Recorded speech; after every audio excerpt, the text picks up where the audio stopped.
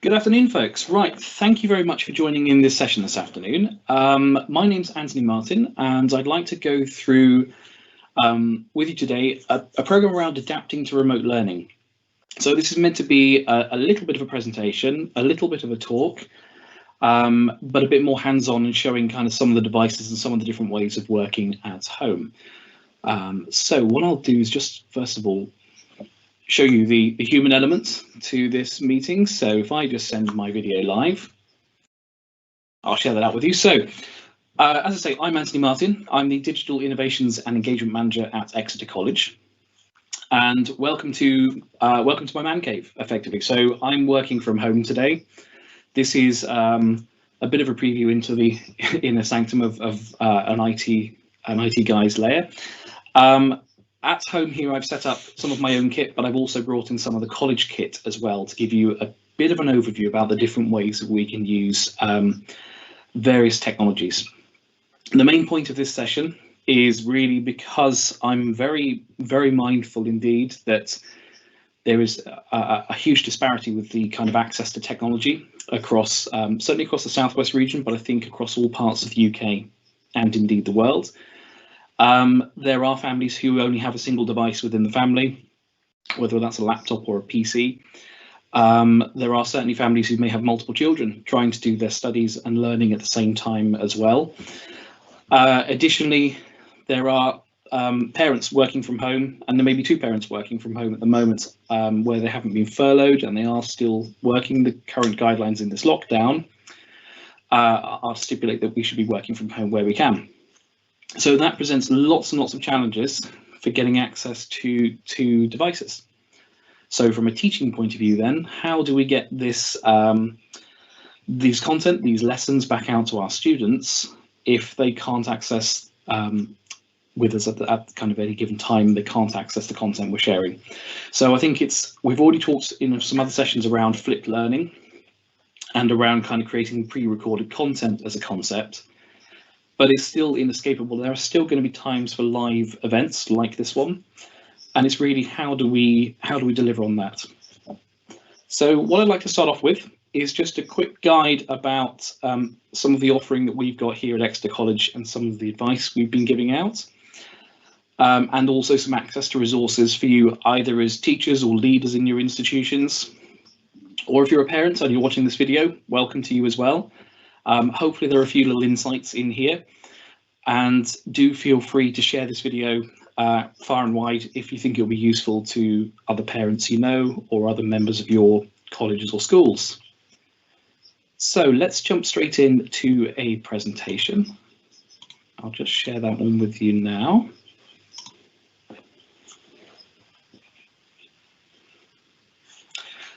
So, as I say, we're in the adapting to remote learning. This is our second lockdown now. I think it's likely to continue for a little while yet until certainly a vaccine is found within our current COVID restrictions. But if any of this sticks and any of this learning sticks from the way we've already been doing things into coming years, then there's probably some insight in this session that may well be useful for you.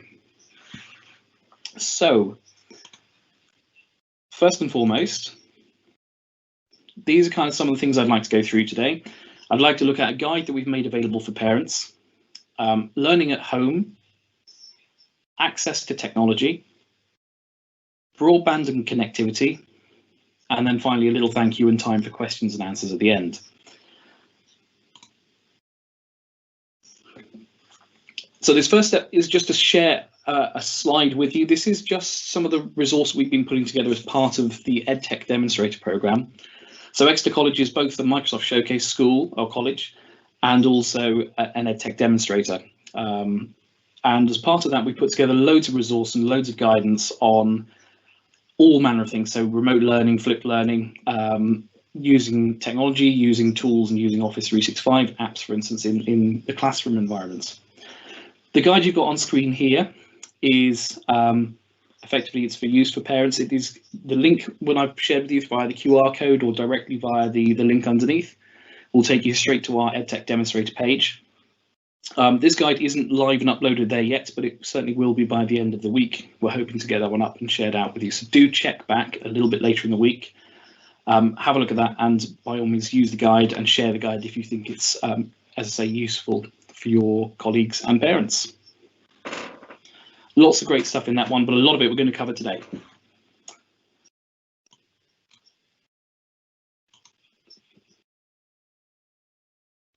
So, learning at home. This is a very challenging environment, I think, isn't it, for many of us? It's certainly got some new adaptations and new ways that we're having to adapt and work in this. And also as a learner, there are lots of different things to bear in mind here. Remote learning isn't entirely easy. It does put a lot more load on your mind. It does also come with a lot of distraction as well. So one of the things that we find is there are things around your well-being and comfortability and sitting down, for extended periods, either on the sofa or on the corner of a bed if you don't have an office at home. So I've started looking at other tools and other kit that can help remedy some of those kind of challenges. I think it's really important we do continue to get up, we do continue to take breaks, and I would certainly encourage you to further encourage your learners to do the same thing. What you've got here as an example is a kind of a desk that you can put on your lap. So it's a lap desk for a laptop, your mobile phone and mouse. The inclusion of the mouse side of this is actually quite important because it's a lot easier to use a dedicated mouse than it is to use the trackpad in many cases. So to find a kind of platform that you can use with that integral or enough space for both your laptop and that is quite a good find. I've shared a QR code with you here. This will go out to, it's actually to an Amazon page, but I'm sure it's available from many other different suppliers if you would prefer. I don't get commission for these, so these links are just provided entirely as is, and they're just there for your benefit to have a look at. About £40, but it means you can turn a sofa into an office environment. So where maybe you don't have those home offices, where the home office is already occupied by kind of, one of you as a parent or another member of your family sort of doing studies, but maybe there's a second child who needs access to something. This is one way of giving a bit more of a comfortable workstation. I've got one of these myself, so we'll go on a tour in a second, but I've actually got one a little bit like that. It's adjustable. It's got built-in fans to keep my laptop cool as well, and also keep my lap cool because I don't want the heat of the laptop burning through my knees while I'm sitting there for extended periods. Again, important thing, make sure you get up and make sure you have a walk around and break from your device every so often. So that's one idea about turning your sofa back into an office or creating extra space in your environments. Next up, I'd like to look at some technology with you, and jumping straight in. Of course, you can have the mobile devices. You can use laptops, tablets, those kind of things. But what I wanted to cover here is an area that not many people have kind of explored. So in the home, again, where we've got those individual devices, we've not got many of them, we've not got multiple laptops. You can start to use other devices that you've got at home to also dial in and do some either remote working or remote learning with. So the first one I'm sharing here is most of us have got some kind of TV, smart TV at home. The more modern smart TVs are possibly quite likely to be Android based, so they will be capable of running a web browser. And the important thing to stress here is if you can run a web browser, then you can also run a lot of the Microsoft Office suite, including Teams. And depending on the kind of TV, you may well be able to plug in a webcam as well, and to actually use that to have a full conversation through Microsoft Teams. So if your home office is occupied, your living room may not be, you can use that same environment then to carry out some extra learning or extra remote working if you wish to. It's just to give you options about kit you already have at home. And you can, on many of them, my one at home is an LG brand. I can plug in a wireless keyboard and mouse, and I can use it as if it were a slightly slower, but a perfectly functional web-based PC, a little bit like a Chromebook in some sense. So I've got one of these, and we'll go on a tour in a second. This is a little kind of wireless remote and keyboard in one kit.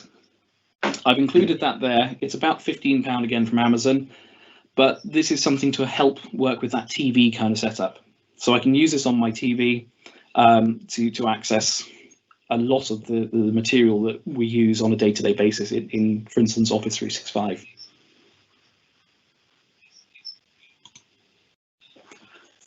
Next up, I want to give an honourable mention to Raspberry Pi. I'm not advocating necessarily that you go out and you buy one of these as your alternative to a PC, but many of us have these. If we're slightly technically minded, we're interested in robotics or electronics or project kit work, it's very likely that you've already picked one of these up, or your youngsters in your home may already have one of these lying around. I'm basing what I'm talking through today on the Raspberry Pi 4, so it is the newer set of devices. Raspberry Pi 3, I think, might just about be capable of this, but you'll get a much better experience on the 4 because it's now been loaded with 4 GB of memory as well. So that is quite an important thing to think about. That extra memory, the extra processing power, makes this now a very useful bit of kit. And I'm going to show you that in a second or two and how that's actually working.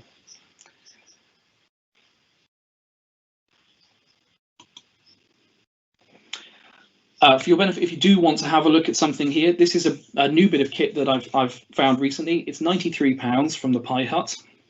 So it makes quite an affordable, quite basic, simplistic computer based on Raspberry Pi, or it is actually a Raspberry Pi inside this keyboard, but it puts it in a nice packaged shell. And it also, if you think about that robotics access, it gives you a device that you can access a little bit later on for maybe some home robotics projects, or to get your young people and your sort of learners at home engaged with some of the coding and compute and those kind of up-to-date digital kind of trends in kind of skills.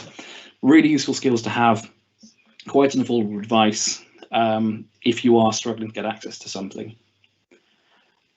I do mention these also as well, knowing that with these kind of devices in the marketplace at the moment, it can be very difficult to get your hands on laptops and that kind of thing, because there's a lot of contention at the moment. The supply chains are running a little bit thin.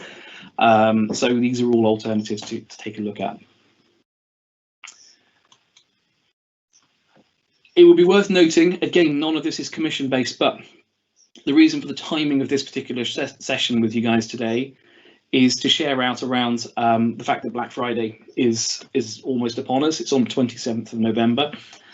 So anything we're looking at today around devices and kit, do bear that in mind. It might be worth, if you're looking personally or you're advocating to parents, that they maybe buy bring your own device kind of setup for their youngsters, that there are some better prices to be had within a matter of days. So it's certainly worth bearing that in mind.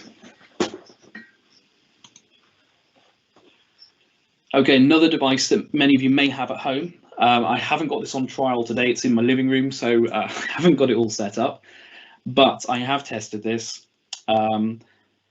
You can run a Teams session. You can use Office 365 products through the web using Xbox One. And I think this is also possible with other games consoles, but it's worth bearing in mind, again, if you don't have access to particular technologies at home, you can incorporate these kind of things into that same repertoire. Get yourself a wireless keyboard and mouse to go with it, mount a webcam on top, and you've got a perfectly capable capable device. So you can run a Teams session, for instance, on that. And at very least, you can use it to draft documents and assignments and those kind of things if you are struggling with the video feed. But a more than capable device, very powerful device, in fact. And now with kind of modern updates to it, it's much more like a traditional PC. So well worth bearing in mind, if you don't have a laptop at home, but your kids do have an Xbox console, they do also now have another option for accessing some of these kind of remote and online lessons. Okay, before we get on to real world demos of some of this stuff, I would like to give an honourable mention to this part of it, which is the broadband and connectivity side of things. In our studies, we've certainly found that learners do have difficulty in many cases accessing broadband. I myself here am quite impressed actually that my broadband has held up long enough to run a live session from home, because we have almighty problems with it. I think as soon as you step outside the cities, that starts to become quite a big problem indeed. So there are solutions that are available and worth considering. If you're already paying £25–30 a month for a broadband service that maybe isn't delivering on its promises, it might be worth looking at something like this. So looking at a 4G Wi-Fi dongle or a Wi-Fi device. You can get these that are just simply USB plug and play, and you can take them with you. They're fine, but they are limited to that one device that they're plugged into. The one I've shown on screen here is a what's called like a MiFi device. So this allows you to connect multiple devices up to one connection. So what I do at home at the moment to overcome my broadband issues is I've got a SIM card I pay, I think it's about £30 a month for. And that gives me unlimited data. So the unlimited part is probably quite key here. If you can find a contract that does that has coverage in your area, it's worth considering. So £30 a month for this, £50 a head for the device, although many contracts give you this for free. And it would allow usually for something like this up to 10 people to connect onto, or up to 10 devices to connect onto a single mobile broadband connection. I get somewhere in the region of 30 to 40 megs of speed, both up and down. Comparably, what I should get on my BT line is 80 megs down, 20 megs up. Realistically, that can be about 7 megs down and maybe a meg up on many occasions. So these are great ways of having an alternative way of connecting.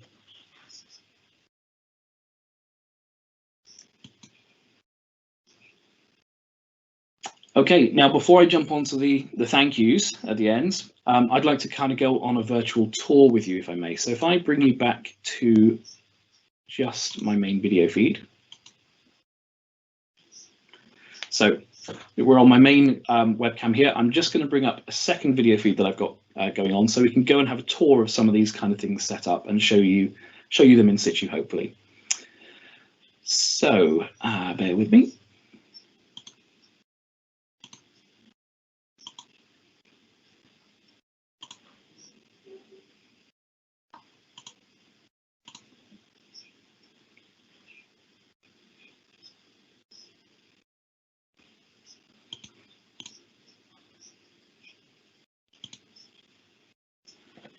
Okay, right. So I've gone mobile on a 360 camera. I'm sorry, the quality of this particular device isn't the best in terms of image, but it does allow us to go on a bit of a candid tour around the office, just to have a look at some of the devices that I brought into play here effectively. So I'll try not to shake it around too much, because I appreciate that make a few of you dizzy on screen. But if I just move along the desk space I've got here. So what I've set up at home is an array of kind of different devices on my desk here that we can have access to. Clearly, we've got the kind of traditional laptops. These obviously are probably the preferred device if you can get your hands on those. I would certainly advocate for using a laptop device. What I do tend to suggest is if you can get something, if I just disconnect this power-wise, if you can get something relatively powerful, I tend to buy devices, sorry about this, I'll try and angle it properly. I try and buy devices that are multi-purpose. So this is a 2-in-1 laptop, which allows me to kind of fold it back on itself and turn it into, effectively turn it into a tablet PC or flip back, or it's very good for using then on on your lap as well. You know, if you are on the sofa, that kind of thing, and you're just watching it, you can turn it into a much more like a tablet device. Flip it back entirely, so you end up with something like that. A little bit thinner, nice and light. Great for teachers in the classroom, but also great from a student point of view to then be able to use a pen. And if I just put the camera down, I'm hoping this will steady itself okay. As I say, apologies for the method of demo, but I can take a pen and I can then use that on screen. I can handwrite my notes with these kind of devices. So I mentioned these. This is a HP Envy device. They are a little bit more pricey. They are around between 500 and probably 700 pounds typically. But if you are looking in the sales and you are looking in the Black Friday sale in particular, you might be able to get these for a bit of a bargain price. So that would be my preferred device. Something like that. I would always advocate you look at a device around an i3 processor, i5 if you can kind of stretch to that. I think in many cases the i7s and the higher spec devices, unless you're going to be doing a lot of video editing, unless you're going to be doing a lot of graphic design and those kind of things, then they're probably more than you require and more than your youngsters require from their learning devices. Of course, if they're like me, they're always going to say they need the most powerful and fastest device that they can buy. So do bear that in mind. So thinking about that, get back again. So the next level down, again, I'm following this same 2-in-1 format. So where the screen can fold back entirely. Same kind of thing, much lighter device. Well, sorry, I saw the video stutter there. So do consider that lower spec when you're looking at these, because they are a different kind of device. But for what we're doing with things like Office 365, for those kind of streamed apps and stream services, more than adequate.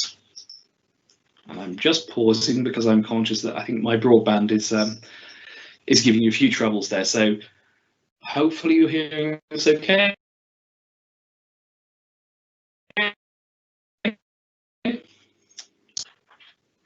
When we come back to that in a moment or two. So again, this is called a Lenovo YogaBook. One of my favorite kind of devices. I use these for meetings, and I take them away with me if I'm going on a kind of extended stay or hotel or anything like that. Typically, price-wise, you're looking at a 300, 400 pound probably for those kind of devices. And there are cheaper ones again, so do have a look at that. It's worth having a look at the Microsoft website as well, because they include a lot around cheaper devices and more affordable devices again.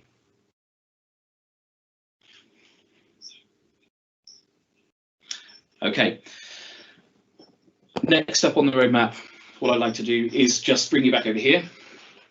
Clearly, iPads, perfectly useful device in many circumstances, though you're kind of taking a step down then, and you are losing the kind of keyboard aspect of that and making it a little bit more challenging. So I tend not to sort of focus on those devices too much, but you can get very good experiences with remote learning through Teams and consuming video content, and then browsing stuff on these devices. I tend to use them to watch and consume information rather than using them to create anything from. So if I move that to one side again. So next up on the list, you can probably see here, I've got the live demo going at the moment. So you can see my live demo streaming here. All of that is being done through, this is a Raspberry Pi device. So just here you'll see a traditional Raspberry Pi. It's exactly the same as the one we were looking at on screen a moment ago. Inside, it'll look a little something like this. So it's basically just a single board computer, but perfectly capable of doing most of what we want to do here. In terms of using them, what I'll do, I'll put you down for just a second. I'm hoping. And to show on screen, I think you can just about see it from here. But if I move this Teams meeting to one side,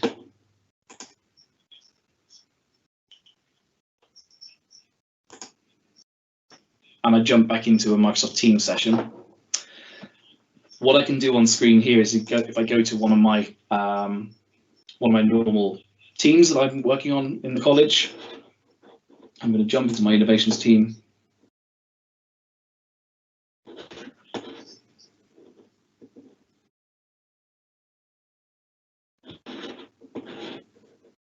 Okay, now all being well.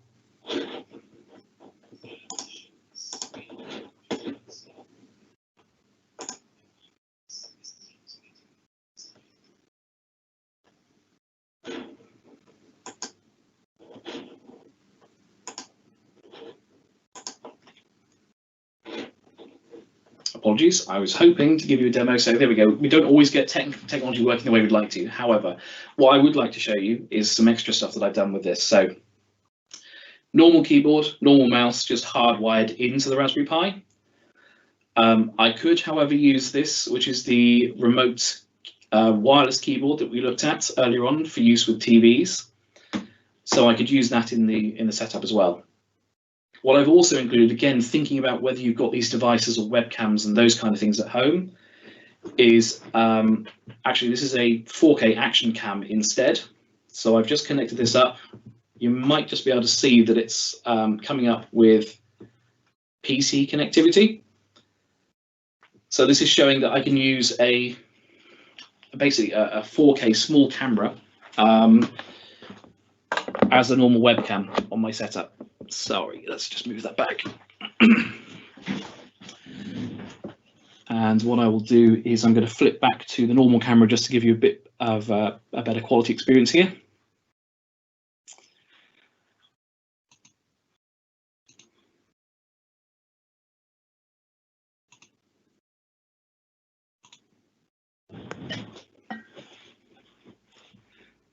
Okay, so we're back. Hopefully that did show up okay on the live events. Unfortunately, I won't know until afterwards, or through reading through some of your kind of comments and questions and answers. But that's a bit of a kind of whistle-stop tour of the technology I've got in play at home.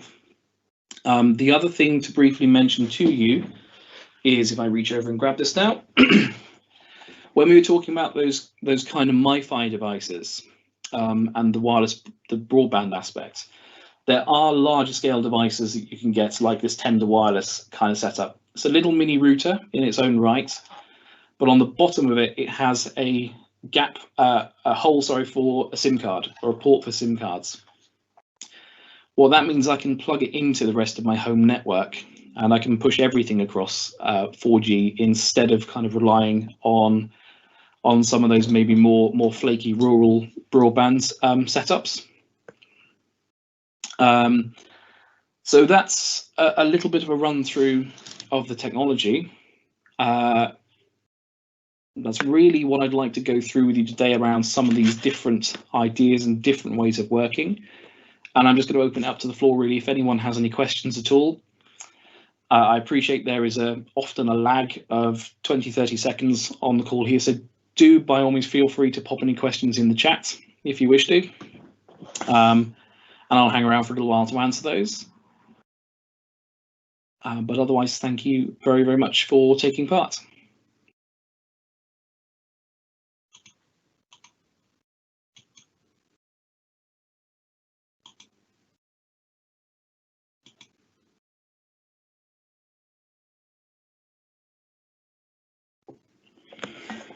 And I shall leave on screen there as well for everyone's benefit. There are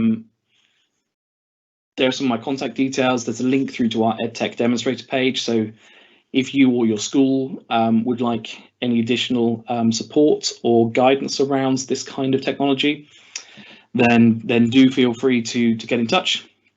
I've included my Twitter handle there as well. So again, you can follow some of the things that we're doing. Take a look at some of the product roadmaps and the guides that we're putting out, and also get in touch and ask any questions you might have.